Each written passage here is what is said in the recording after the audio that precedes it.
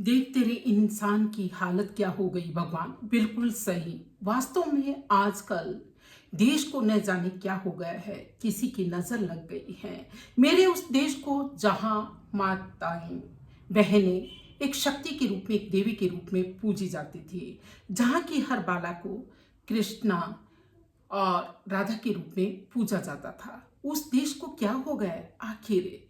इतने गर्त में गिर जाएंगी बहनें, माताएं, कि हाँ, अपने पतियों की हत्या कर देंगी।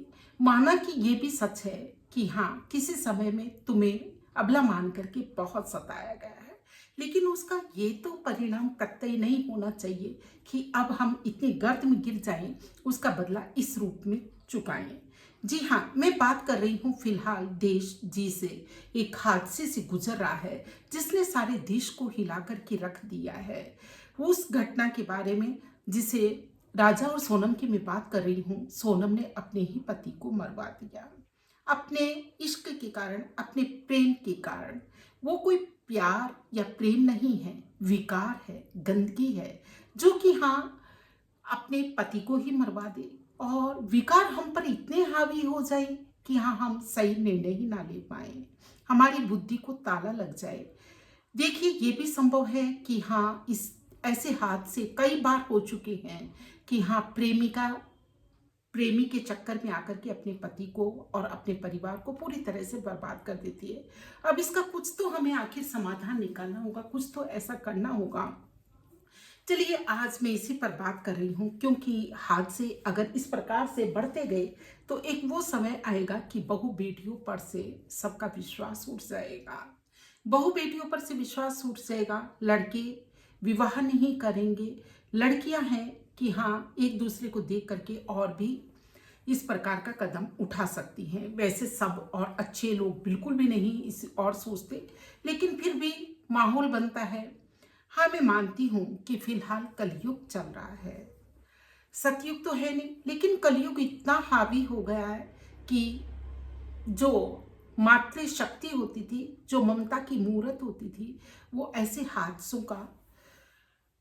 हादसे करने के लिए उतारू हो जाए, तो ये बहुत अच्छी बात नहीं। इस पर चलिए हम बात करते कि किसकी वजह से ऐसा हुआ कि हाँ, सोनम ने राजा का कत्ल करवा दिया अपने प्रेमी से मिल करके, राज से मिल करके। और ये ऐसी घटनाएं आगे नहीं हूं मैं उसके बारे में बात करूं। देखिए, एक तो उसमें निश्चय करने की शक्ति कम थी, निर्णय करने की शक्ति होती ना, उसे मान लीजिए कि हाँ, उसके पिताजी की फैक्ट्री में काम करता था वो राज, जो उसका प्रेमी था। पेरेंट्स वैसे नहीं चाहेंगे, लेकिन फिर भी वो वाली बात है कि मरता क्या नहीं करता। आपने आज जो कुछ किया उससे तो वो बेटर ही होता कि आप जिद पर अड़ जाते। हाँ, एक जिद पर अड़ जाते कि आप विवाह करेंगे तो इसी से करेंगे, अदरवाइज आप नहीं करेंगे।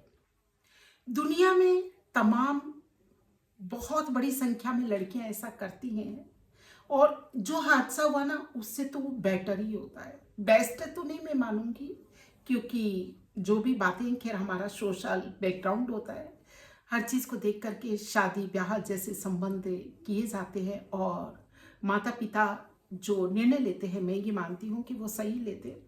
लेकिन फिर भी जो आज हुआ, जो बदनामी हुई, जो दो परिवार बर्बाद हो गए, दो तीन परिवार बर्बाद हो गए, उससे तो अच्छा ही होता कि आप जिद कर लेते, आप निर्णय लेने की आप में शक्ति होती। आपने क्यों नहीं बताया अपने पेरेंट्स को? आप बताते, आप पढ़ जाते, आप जैसे भी उससे, अगर आपकी इच्छा थी, इतनी प्रबल थी, तो हाँ, आप उससे विवाह कर लेते। फिर है कि आपने निश्चय नहीं किया, आपने सही समय पर सही डिसीजन लेते तो आपको वहां तक नहीं पहुंचना पड़ता। दूसरा है कि हाँ, पेरेंट्स को भी अपनी पेरेंटिंग पर ध्यान देना चाहिए, बच्चों को समय दें, बच्चों के दिल की हाल जाने, और अगर कुछ ऐसा देखें तो या तो उसे सावधान करें, समझाएं, प्यार से समझाएं। और नहीं हो तो अभी एक ऐसा समय चल रहा है कि हाँ, आप उसकी हाँ में हाँ, चाहे किसी भी प्रकार से सही, समर्थन दें उसे। और अगर वो भी संभव नहीं है तो लड़कियां ऐसा कर सकती हैं कि हाँ लड़के से ऐसा तो है नहीं कि भी हाँ आप मिलती ही नहीं है। लड़कियां लड़के से जाकर के कह सकती है, समझा सकती है उसे कि भी हाँ उसका ध्यान कहीं और है और ये विवाह जो है निभने वाला नहीं है। तो ऐसे में वो लड़के से जाकर के धीरे से ये बात कहे, लड़का भी इतना समझदार हो कि हाँ वो उसके इमोशंस को समझे, उनकी कद्र करे और ये बात केवल अपने तक ही रखे और उसे अपने आगे के जीवन के लिए उसे स्वतंत्र छोड़ दे, जो भी हो जैसा भी हो। तो इस तरह से फिर है कि हाँ देखिए आज चारों तरफ विकार इतने हावी हो गए हैं, विकार काम क्रोध लोभ मोह अहंकार, इन सब की बस मानिए कि घर घर के अंदर रावण है, घर घर के अंदर रावण है।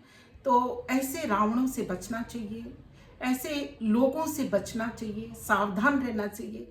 अब माता पिता ने कोई गलती तो नहीं की थी कि एक लड़की को जहाँ की उसके पिताजी की फैक्ट्री थी उसी में उसे जो है काम दे दिया था। कोई गलती नहीं थी पेरेंट्स की बिल्कुल भी। और देखिए चौंकाने वाली बात तो यह है कि किसी को पता भी नहीं था कि उनके बीच में कुछ चल रहा है।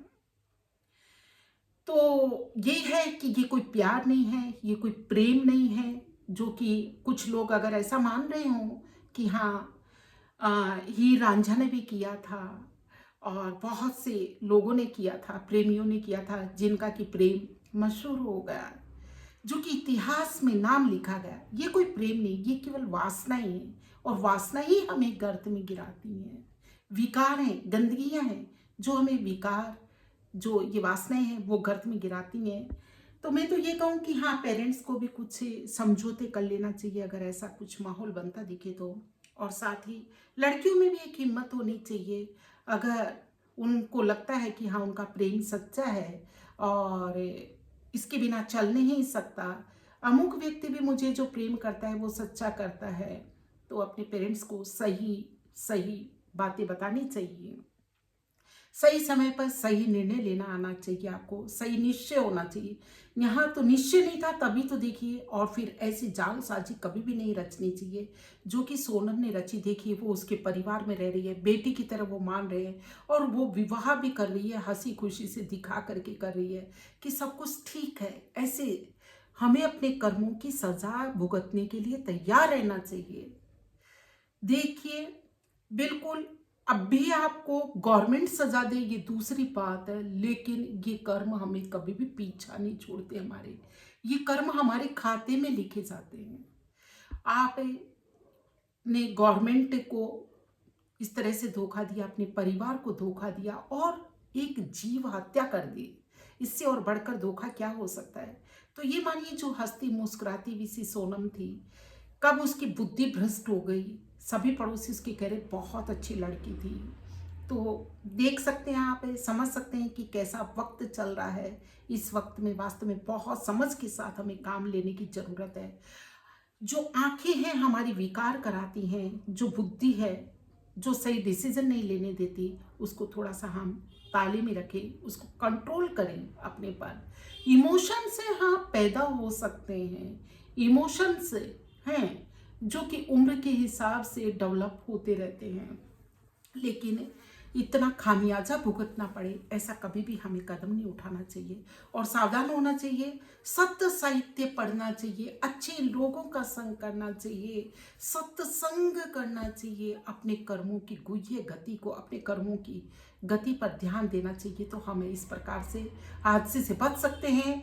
और साथ ही साथ कभी भी दबाव में आकर के न तो विवाह करना चाहिए अगर ऐसा हो जाए तो, और ना ही किसी को करने के लिए फोर्स करना चाहिए, जो फिलहाल अभी किया। तो देखिए यही था कि हाँ दिमाग काफ़ी चकरा रहा था। मैंने कहा कि मेरे वीडियो छोटी बड़ी सभी बच्चियां देखती भी हैं और उन्हें भी आगाह कर दूं, थोड़ा सा सावधान होएं। ऐसे व्यक्ति कभी भी किसी के सगे नहीं होते।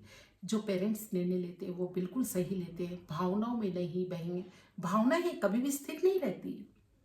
हाँ आज आपके इमोशंस हैं, कल वो स्थिर नहीं होंगे। वो राज जिसकी वजह से उसने इतना बड़ा काम कर दिया, मान लो कि वो उसे प्राप्त भी हो जाता, तो वो कोई स्थायी प्यार नहीं था, उसका वासना थी गंदी, छी छी छी छी, दुनिया की छी छी चीज।